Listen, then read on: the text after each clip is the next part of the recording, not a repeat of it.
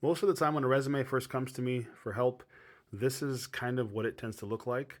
So I'll move out of the way here and you can see, but it's mostly generic. Most of the bullet points sound very task based. And what I coach is stay away from anything that sounds like a job description. So don't put things in your resume that sound like they came out of the job description of the job you have or the job that you're talking about.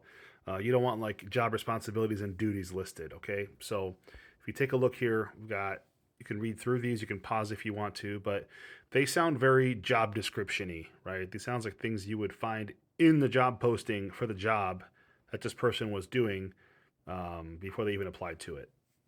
Now, the big key here, how do we get to the after that we're looking for, is four big elements, four pieces. So, number one, you want to talk about the accomplishment that you are highlighting on your resume, talk about the metric that you're measuring that accomplishment by, how you did it. That could be tools, technologies, methods, who you worked with, etc., and the business impact, right? And you might not be able to find all four of those for every example. If you think hard enough, you probably should be able to, but we can see how much of a transformation now when we include metrics, we include the specific accomplishment itself as a acute incident, not just a job responsibility or a job description, and we can start to understand some of the business impact that we had.